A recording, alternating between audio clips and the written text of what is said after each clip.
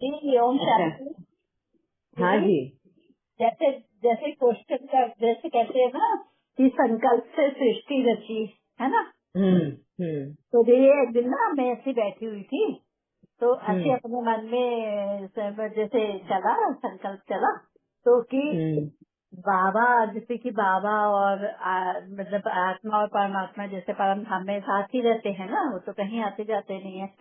तो जैसे बाबा और आत्मा साथ बैठे हैं, तो ऐसे ये मेरे मन की स्टोरी है, ये सही है या गलत, ये आप इसको एनालाइज करके बताओगे। तो हम्म ऐसे मतलब मन जैसे बाबा से कह रहा है कि बाबा देखो, आत्मा और परमात्मा जैसे आप कहते हो कि आत्मा मेरे साथ ही कंबाइन रहती है, परम धाम में रहती है ना, जब टाइम आता है तब वो अपना पार्ट बजाने जाती है। तो बाबा हम्म एक बात बताओ, ऐसे मैं उससे बात करते हो खैर, कि जैसे बाबा कहते हैं कि संकल्प से सृष्टि रची, तो जैसे आत्मा बाबा के साथ बैठी तो अचानक एक हल्की सी चुड़बुड़ हुई। तो जैसे हम्म चुड़बुड़ हुई तो मन ने एकदम बोलना शुरू किया कि बाबा हम्म देखो, इतना इतना बड़ा संसार है, इतना बड़ा संसार है, और मैं आपके साथ कंबाइन हूँ, और मैं पूरी तरह से भरपूर हूँ, एक एक गुण, हम्म एक एक शक्ति, एक एक कला, हर चीज से भरपूर।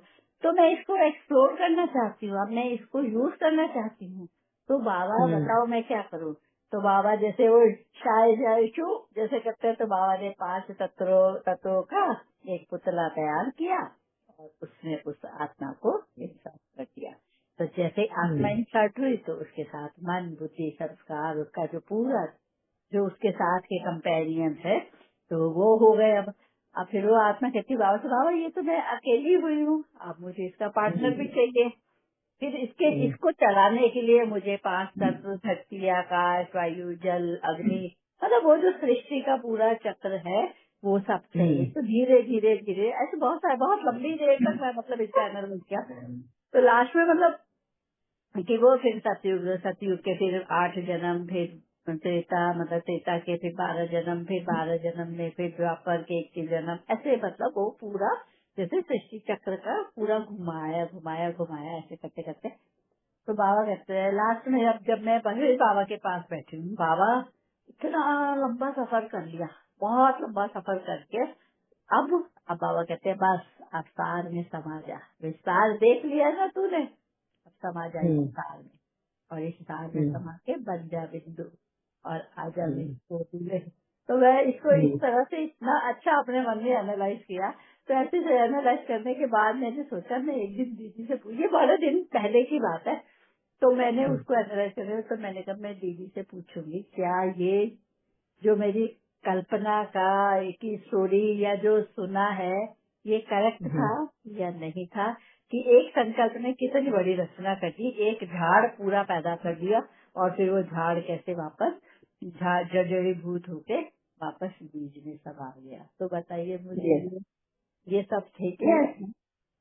ये संकल्प से सृष्टि रची ना, तो आपने अपने संकल्प से पूरा ही सृष्टि रच दिया। मतलब ये सृष्टि क्या है?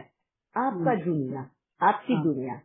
तो आपने वहाँ से स्टार्ट किया और अपनी जर्नी स्टार्ट करी, जहाँ से बीज रूप थे, फिर आपको शरीर मिला, फिर इतने पूरे जन्म में सर्कल लगा के अब फिर से बीज रूप में आए। तो आपने इनडायरेक्टली या डायरेक्टली कहीं ना कहीं पूरे 84 जन्म का चक्कर लगाया अपने संकल्पों द्वारा। ये आपकी दुनिया आपने बनाई। संकल्पों से सृष्टि रचना मतलब आपने आपकी दुनिया बनाई। इस दुनिया में जब आप चलोगे तो आप जिस तरीके से कर्म करते जाओगे वैसे वो लोग आपके जीवन में जुड़ते जाएंगे। आपके कर्म तय करेंगे आपके साथ में कौन कौन जुड़ने वाला है, आपकी दुनिया में कौन कौन आने वाला है। तो सही है आपका संकल्पों से सृष्टि रचना। बहुत अच्छा मंथन किया आपने। ठीक है, दीदी बस मैं इसी तरह के ना छोटे छोटे से ना मंथन फिर मैं करती बहुत रहती अच्छा, हूँ। बहुत अच्छा मंथन है।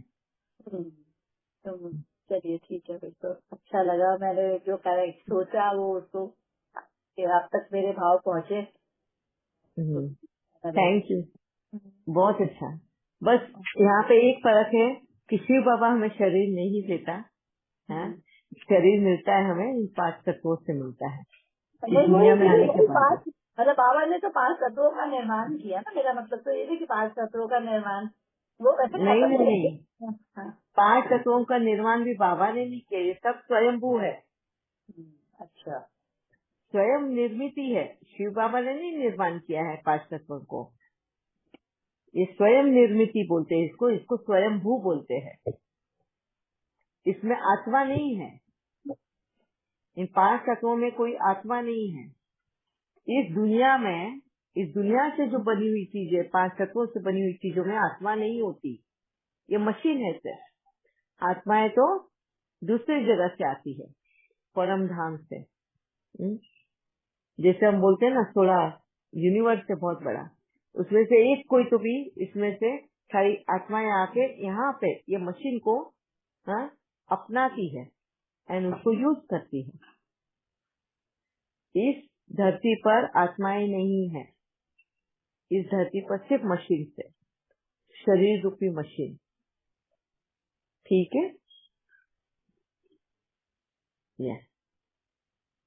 और किसी को कुछ पूछना है?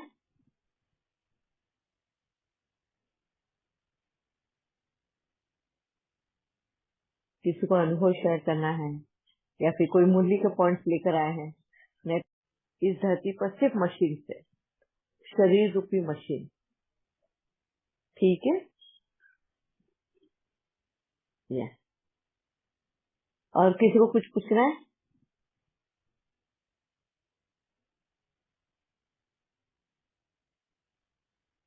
किसी को अनुभव शेयर करना है या फिर कोई मुरली के पॉइंट्स लेकर आए हैं? नहीं तो मुझे लगता है कि आज ही लास्ट का क्लास करना पड़ेगा। ओम शांति यस। दीदी। मैं थोड़ी देर हाँ पहले जी। ही सुना कि बाबा कैसे मतलब सागर है सब हम्म, समा लेता है। हम भी तो हम्म, मास्टर सागर के बच्चे हैं ना, तो हमें भी हम्म, समाने की शक्ति बाबा से ही मिलती है यस, ना। क्योंकि अच्छा बुरा सब समाना है, चाहे अपना हो चाहे घर में किसी का, क्योंकि सब अपना ही वो है ना, अपनी सोच है। बाकी कोई हाँ, बुरा है तो नहीं। नहीं। तो आपने ये जो बात बोली ना, हमें भी सब कुछ समाना है। तभी तो जब हमें शिव बाबा के बारे में पता चलता है, शिव बाबा क्या है, उसका कार्य क्या है, तभी हम उसको फॉलो कर सकते हैं। वैसे एक माँ जो है ना, वही प्रतीक है। माँ कैसे बच्चों के सारे ऐबों को, सब कर्मों को, सभी को संभाल लेती है ना। अपने घर को संभालने के लिए हर वो चीज संभाल लेती है अपने अंदर। इसीलिए उसको एक गंगा कहा जाता है, पवित्र गंगा कहा जाता है। परमात्मा के बाद में अगर किसी को पूजा जाता है तो वह है माँ का रूप, दूसरी गुरु। ठीक है, यस विक्रांत है। हाँ दीदी जी, ये हमारे मतलब पर्सनल सिचुएशन है। हमारे घर के पीछे ना अभी ये 7 डेज 8 डेज का उनका श्रावण का चल रहा है। अभी 4 दिन हो गए। घर के पीछे मतलब 50 मीटर ये लाउड स्पीकर, तो इतना वो दिन भर मतलब 8-10 घंटे वो उनका चलता रहता है। तो अभी मुझे बहुत मतलब ये हुआ, अभी हेडेक, मतलब मेरा लिमिट ही क्रॉस हो गया। तो मैंने मंदिर में जाकर उनसे कन्फ्रंट किया कि आप ये आवाज कम करो, आपको पता नहीं चलता कि किसी और को दिक्कत हो रही है इससे। क्योंकि वो मंदिर में बैठे, वहां पे लाउड स्पीकर नहीं, बाहर लाउड स्पीकर साइड पे लगाए, तो उनको नहीं समझता कि बाहर किसको कितनी आवाज जा रही है, कितना ट्रबल हो रहा है। तो मैंने अभी उनको समझाने की कोशिश किया, लेकिन वो रिलेक्टेंट थे मतलब आवाज कम करने की। तो मैं अभी इस इशू को एक्सकलेट करूँ, मतलब आगे बढ़ाऊं। मैंने बोला उनका, आपने कम नहीं करोगे तो मैं स्पीकर का वायर तोड़ दूंगा, नहीं तो एफआईआर जाके कर दूंगा। ये बढ़ाना चाहिए विवाद को, या अभी इसको मैंने जो बोला अपोज किया, तो शायद वो कुछ उस पर सोचेंगे और कुछ करेंगे, उसकी जगह रुकू या इसको पहले तो आप वहाँ के सराउंडिंग में जितने लोग रहते हैं, जरा जिनके घर में बुजुर्ग लोग हैं, पेशेंट है, छोटे बच्चे हैं, आप उनसे जाके मिलिए, उनका ओपिनियन पूछिए कि उनको डिस्टर्ब होता है या क्या। अगर होता है तो एक पेपर पे सबकी साइन लीजिए और फिर ये कंप्लेन उन अथॉरिटी के पास, जो भी मंदिर में है, उनको जाके बताइए कि देख लो इतने लोगों को सबको प्रॉब्लम है। फिर भी अगर वो नहीं समझते हैं तो फिर आप पुलिस में जाके एफआईआर दर्ज कर सकते हो। ये काम आप कर सकते हो ताकि उन सभी के लिए आप एक प्रतीक बन जाओ। जो तकलीफ से गुजर रहे हैं मगर वो बोलने से डरते हैं, है ना। तो आप बाबा के बच्चे हो, करेजियस हो, एंड समझ में आता है कि जहाँ गलत हो रहा है या तकलीफ देने लायक होता है तो वहाँ पे रोक लगनी चाहिए। अगर सिर्फ आप ही की बात है वहाँ पर, किसी और को कोई फर्क नहीं पड़ रहा है, तो वहाँ से आपको सीखना है। क्या सीखोगे इसमें कि बाबा बोलते हैं ना, सुनते हुए भी ना सुनो। बाहर बाबा बोलता है मुरली में कि बाहर कितने भी ढोल बजते हो, कुछ भी हो जाए, मगर तुम्हारा एक जो कनेक्शन है बाबा के साथ में या ये, वो टूटना नहीं चाहिए। कि ये नहीं कंप्लेन मुझे करो आके कि बाबा मेरा तो योग नहीं लगा क्योंकि बाहर लाउड स्पीकर बज जाता है। याद है वो मुरली का पॉइंट? हाँ, बाबा मेरा तो योग नहीं लग रहा था, इतने झगड़े कर रहे थे वहां पर, ये नहीं। तो हम रीजन देते हैं बाबा को कि हमारा योग नहीं लगता क्योंकि बाहर इतना आवाज है।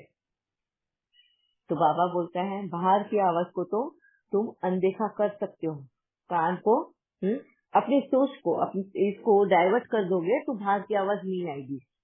तो कभी अंदर की आवाज को सुन के तो देखो कि अंदर कितना कोलाहल मचा हुआ है। तो वो सुनने लग जाओगे तो बाहर की आवाज तुम्हें परेशान ही नहीं करेगी। हाँ, तो ये दो आपके पास ऑप्शन थे करने के लिए। पहली बात तो पहला आप आवाज उठाओ, पहले आसपास के लोगों के पास देखो कि वाकई में सभी को परेशानी है या नहीं। सभी को परेशानी है तो आप उन सभी का प्रतीक बन के उन अथॉरिटी से बात कर सकते हो। ठीक है विक्रांत भाई? हाँ जी को सभी मतलब सपोर्ट तो नहीं करेंगे क्योंकि गांव वाले उनकी गिराई के दुकान वगैरह ही, वो तो सपोर्ट नहीं करेंगे। मतलब मेरे पीछे पीछे बोलते हैं कि हाँ हमको भी सर दर्द होता है वगैरह, ऐसा गिराई क्या बोलता है, कुछ सुनाई नहीं देता दुकान में। लेकिन वो सब एक ही लोग है, मतलब हमारा गांव मतलब सब रिलेटिव्स है, ऐसे एक ही लोग, ऐसे कोई किसी का दुश्मन नहीं कि मैं पुलिस स्टेशन तक जाऊँ या इतनी बात बढ़े। तो अभी मैं देखता हूँ शाम को सरपंच आएंगे तो उनको नम्रता से रिक्वेस्ट करके देखता हूँ। और अगर ये और देखिएगा कि किस तरह से उन्होंने भी उन लोगों के साथ में एडजस्ट कर लिया है ना। क्योंकि उनकी अगर दुकानें चलती है, ये लाउड स्पीकर कहीं ना कहीं उनके ग्राहकों को अट्रैक्ट करके लेकर आता है।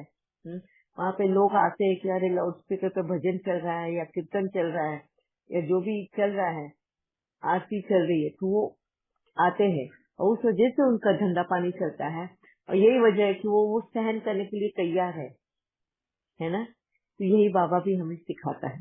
पर पहले आप बात करके देखिएगा, सरपंच से बात करके देखिएगा।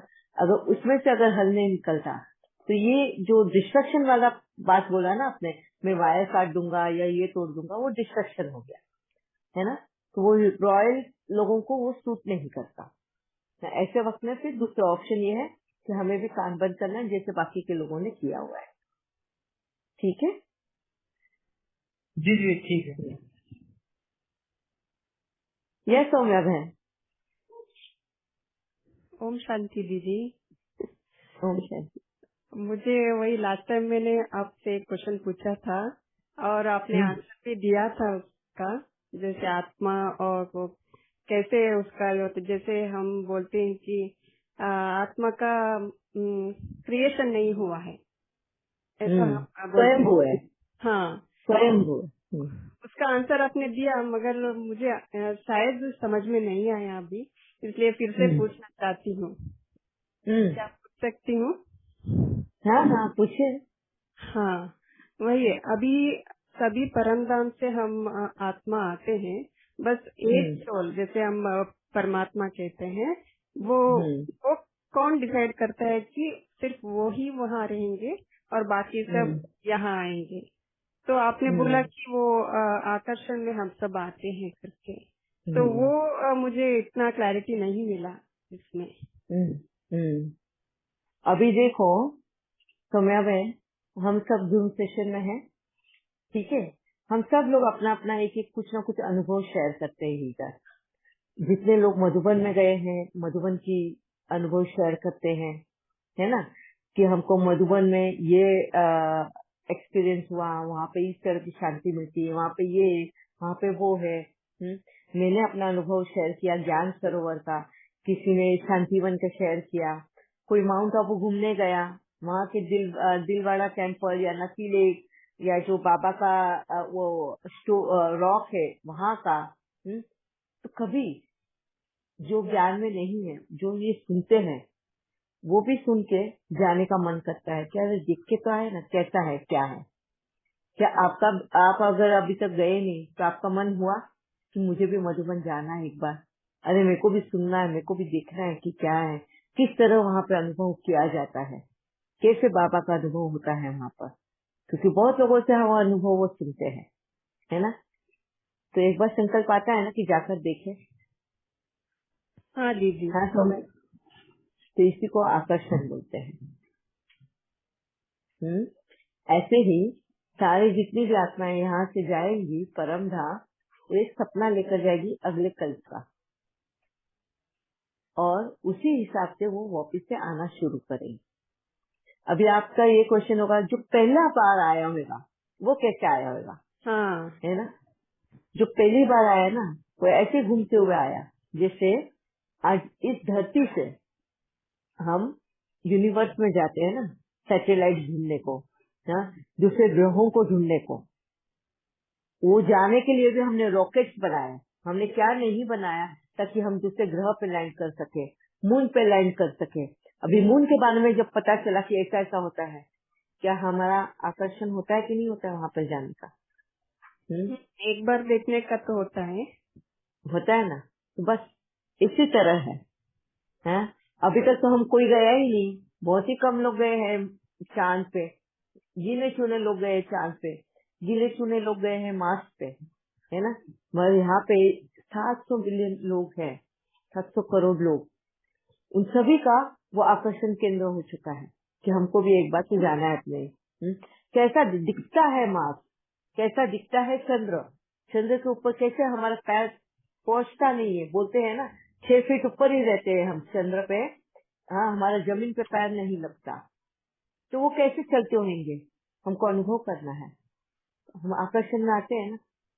तो ऐसे ही जो पहली आत्माएं आई होंगी ना घूमते घूमते, वो भी इसी तरह, और फिर उन्होंने आके जब अपना अनुभव सुनाया, फिर दूसरी आत्माएं आई, फिर दूसरी आत्माएं आई, ऐसे कर करके सभी आत्माएं यहाँ पर आ गई।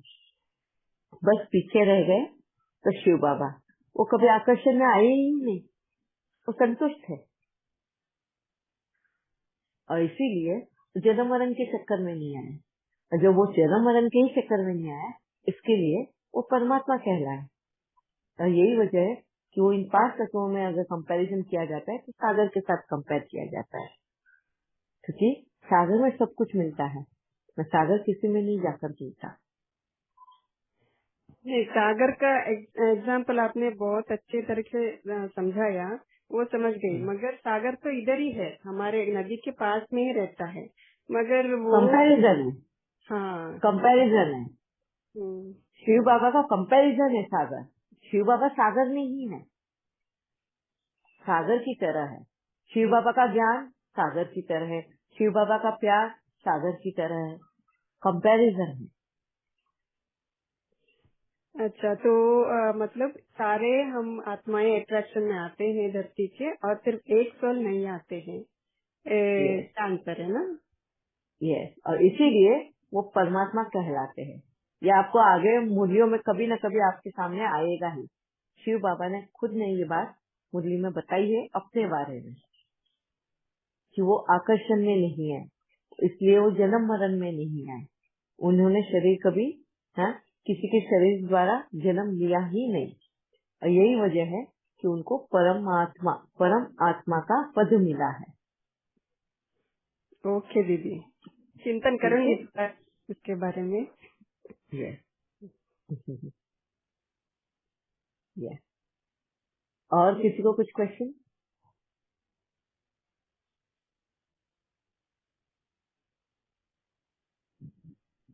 कल अभी, हाँ जी, अलग है थोड़ा। आज हमारे यहाँ त्रिजड़ी का व्रत रखते हैं। हाँ, पर मैंने व्रत नहीं रखा है दीदी, ओके। क्योंकि दवाइयाँ वगैरह पीते हैं तो सुबह 4 बजे जैसे उठ के खाना पड़ता है, तो उसमें उस वक्त थोड़ी दवाइयाँ लेने बैठ जाएंगे, उसको टाइम होता है ना। हाँ, तो मैंने नहीं रखा, वैसे रखी थी, अब नहीं रखा इस बार। रिस्पेक्ट करो, अच्छी तरह चलो, घर में यही बहुत है, तो मैंने रखा नहीं व्रत। और कुछ मुझे ऐसा बुरा भी नहीं लग रहा है। कोई बात नहीं ना, आपको क्लियर हो गया ना, इसके लिए बुरा नहीं लग रहा है, क्योंकि आपको ज्ञान क्लियर है। अभी आपको पछतावा नहीं होता या गिल्ट, ग्लानि नहीं होती कि अरे मैंने नहीं किया, कुछ अनहोनी तो नहीं हो जाएगी, कुछ ये तो नहीं हो जाएगा। क्यों डर भी नहीं लगता, क्यों बुरा नहीं लगता? क्योंकि अभी आपको ज्ञान क्लियर है कि भाव हमारे प्योर होने चाहिए। ये तुम स्टूल में करोगे मगर भाव ही नहीं हो अच्छे तो कुछ फायदा नहीं है। ये जब आपको क्लियर है तो आपको बुरा भी नहीं लगेगा और ग्लानि भी नहीं होगी। ठीक है? यस कविता बहन। मेरा एक है कि मैंने 25 जुलाई आपका रिकॉर्डिंग सेशन सुना, जैसे मैंने आपसे बात की थी। आपने कहा था कि मतलब शरीर टूटता है और उसका जन्म नहीं है तो हम मतलब वहाँ भटकते हैं। तो दीदी इससे मुझे क्लैरिटी चाहिए, क्योंकि बहुत बार ऐसे भी मतलब सुना है कि अगर मतलब किसी के इधर कार्मिक अकाउंट रहता है तो हम शरीर छोड़ के उधर सेटल करने जाते हैं, लेकिन अभी आपने कहा कि जन्म है ही नहीं दूसरा और फिर हम भटकते। तो दीदी फिर शरीर छोड़ने का मतलब क्या कारण हो सकता है, और फिर वो आत्मा मतलब कैसे वापस मतलब वो कब तक वहाँ रहेगी, या सीधा सतयुग में जाएगी या परम धाम जाएगी? वो मुझे थोड़ी क्लैरिटी चाहिए थी इसमें। अभी इसका एक सिंपल सा एग्जांपल देती हूँ। ठीक है? जब हमारे पास अच्छा घर होता है ना, हम उसको फॉर ग्रांटेड लेते हैं। उस घर को भी सही ढंग से सजाते नहीं, करते नहीं, उसका केयर नहीं करते, ठीक से कुछ भी नहीं करते। और एक दिन बाहर आती है, उस घर को बहा के लेकर जाती है। फिर हमको जमीन पर रहना पड़ता है। फिर जमीन पर रहकर हमें जब धूप, बारिश, ठंड, कीड़े मकोड़े सबका सामना करना पड़ता है ना, उस वक्त उस घर की कीमत हमें पता चलती है। तो वो घर हमें कितनी सुरक्षा देता था। जिस घर को हम कोस रहे थे, हाँ, अच्छी तरह से ध्यान नहीं रख रहे थे, केयर नहीं कर रहे थे, सफाई नहीं, कुछ भी नहीं, आज उस घर की कीमत पता चलती है। मगर अब उसके पास घर नहीं है। अब बिना घर के उसको इन सब चीजों का सामना करना है। तो क्या करना पड़ेगा उसको? समस्याओं का सामना लड़ना है। अभी उसके पास तो घर नहीं है, तो वैसे ही जीना है ना? जीना तो छोड़ नहीं सकता ना, उसके कर्म बाकी है ना सबके साथ, तो उसको वैसे ही जीना पड़ेगा। अब पनिशमेंट के तौर पे जीना है उसको, और उसी हालत में उसको कर्म को भी खत्म करना है। पहले सुरक्षित वे में था तो उस वक्त को इसको फॉर ग्रांटेड ले लिया था। अब बिना इसकी सजाए खाते हुए उसको वो कर्म पूरा करना है। ऐसे ही हमारा जीवन भी है। जब हमें जीवन मिलता है ना, तो हम उसको फॉर ग्रांटेड ले लेते हैं। पाप और पुण्य की बात समझते ही नहीं है, फुल स्टॉप की बात समझते ही नहीं है। बस उस साइकिल में ही बंधे रहते हैं। पाप करो, पुण्य करो, पाप करो, खत्म करो, फिर पाप करो, फिर खत्म करो। और उस साइकिल से जब नहीं निकलते, ऐसे करते करते हमारी आयु खत्म हो जाती है और फिर बिना शरीर के रहना पड़ता है। अब बिना शरीर के भी तुम्हें वो कर्म सारे खत्म करने हैं। तो आप सोचो कि कितना डिफिकल्ट है वो। वैसा ही जैसे बिना घर के इन सभी प्रॉब्लम्स को सामना करने का। समझ में आया कविता बहन? हाँ दीदी, लेकिन अभी उसके पास शरीर तो नहीं है, वो बोल नहीं तो सकेगा। करना पड़ेगा। अभी वो कैसे करना है उसका तो मैंने अनुभव किया नहीं है, तो मैं वो बता नहीं पाऊंगी। मगर मैंने ब्रह्म बाबा को देखा है करते हुए, है ना? क्योंकि ब्रह्म बाबा को वो करते हुए देखा, क्योंकि वो मम्मा का साथ निभा रहे थे। मम्मा का हिसाब किताब चुप कराने में साथ निभा रहे थे। तो अगर मैं बोलूं, अब मैं वापिस एक बात छेड़ूंगी ना, तो कहीं का कहीं वो टॉपिक जाएगा। हाँ, जैसे मेरे को ब्रह्म बाबा का बहुत साथ मिला अपने कर्म को खत्म करने के लिए। जैसे मैंने हमेशा बताया ना, स्थूल चीजें जो मुझे समझाता था तो वो ब्रह्म बाबा समझाता था।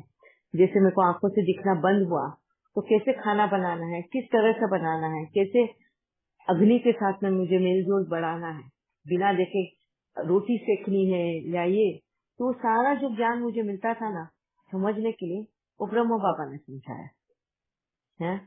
शिव बाबा का नॉलेज एंड ब्रह्म बाबा का प्रैक्टिकल नॉलेज, इन दोनों ने मिलके मुझे जीना सिखाया, बिना आंखों द्वारा काम कैसे करना। अब ब्रह्म बाबा ने मुझे क्यों मेरे को समझाया, कहीं ना कहीं तो उन्हीं की वंशावली की हूँ। किसकी? मम्मा के। अगर मम्मा के मुखमय वंशावली की हूँ मैं, तो उनका कर्म सुख तो कराना है ना, जो तब तक मम्मा का शरीर नहीं छूटेगा, मम्मा कर्मातीत अवस्था पर तब तक नहीं पहुंचेगी है जब तो उसके कर्मों को फुल स्टॉप नहीं लगेगा। तो उन्हीं की माला में से मैं एक हूँ, तो मुझे भी वो तैयार करना था। ऐसे ब्रह्म बाबा ने और भी लोगों को तैयार किया होगा तो मुझे नहीं पता है, और मुझे तो तैयार किया ब्रह्म बाबा ने। तब जाके मम्मा का मेरे तरफ से वो धागा खत्म हुआ है ना। मगर वो ब्रह्म बाबा और मैं ब्रह्म बाबा की भाषा समझ पाती थी, मैं ये करती थी, इसके लिए उनके लिए इजी हो गया हूँ। क्योंकि वो शक्ति थी मेरे में, पहले भी थी। जैसे मैंने पहले भी मेरे अनुभव में कहा कि मैं आत्माओं की आवाज कभी कभी सुन पाती थी, जो इमीडिएटली जिन्होंने शरीर छोड़ा है ना, उस वक्त उनकी आवाजों को या उनको देख पाती थी। तो उस वजह से मैं उनसे कनेक्ट कर पाई, और वो उन्होंने मुझे रेडी किया, शक्ति दी इन सभी प्रॉब्लम्स को सामना करने की। और इस तरह से मेरा धागा उनके साथ का जो कर्मों का था वो खत्म हुआ। अब कितना डिफिकल्ट है, अभी समझो ब्रह्म बाबा को अगर आपको भी समझाना है, मगर आपको आवाज ही नहीं आती, आप समझ ही नहीं पाते हो, तो किसके लिए डिफिकल्ट हुआ, आपके लिए या उनके लिए? मेरे लिए भी और उनके लिए भी। समझा? वो करना ही है, किए बगैर जा ही नहीं सकते यहाँ से। वो कर्जा है ना, सुख तो किए बगैर जा ही नहीं सकते। बाबा इसके लिए तो बोलते हैं ना, सजाए खा के भी तुम्हें लेकर जाऊंगा। तो वो सजा खाने से पहले ही तो अगर तू हम तैयार हो जाए ज्यादा बेटर है। ठीक है, क्लियर है अभी? काफी क्लियर, और मैं थोड़ा करूंगी। या ओके, हाँ जी। और किसी के कुछ क्वेश्चन है? वक्त भी हो गया है, पर कल प्लीज आप लोगों के कुछ भी पॉइंट्स अगर होंगे हाँ डिस्कशन के, या कोई भी नहीं समझ में आ रहा है, क्योंकि अभी तो बहुत बाबा ने इजी कर दिया आप लोगों को। हाँ, बातें इतनी इजीली सब दे दी कि अभी आप मुरली हाथ में लेते ही तो पूरी मुरली क्लियर हो जाती है आप लोगों को। कि कहाँ पे शिव बाबा अपने बारे में कह रहा है, कहाँ पे हमारे बारे में कह रहा है, कहाँ पे क्या डायरेक्शन दे रहा है, मुरली हाथ में आती है अभी आप लोगों के लिए क्लियर है। तो मुझे नहीं लगता कि कोई मुरली में आप लोगों को कुछ डाउट होगा। मैं फिर भी किसी और का क्वेश्चन होकर अगर आप लेकर आना चाहते हो तो आप लेकर आइएगा। ठीक है, ओम शांति। ओम शांति। ओम शांति। ओम शांति दीदी, थैंक यू। ओम शांति। ओम शांति दी। थैंक यू बाबा, थैंक यू दीदी।